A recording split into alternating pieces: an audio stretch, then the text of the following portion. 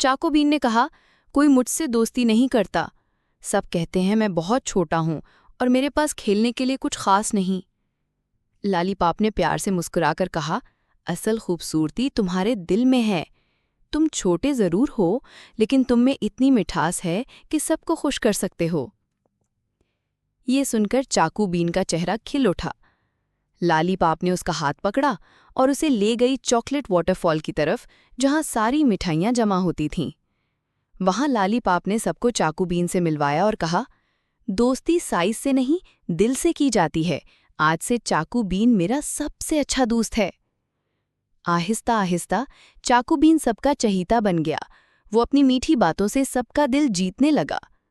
और यूं लालीपाप और चाकोबीन्स की दोस्ती एक मिसाल बन गई।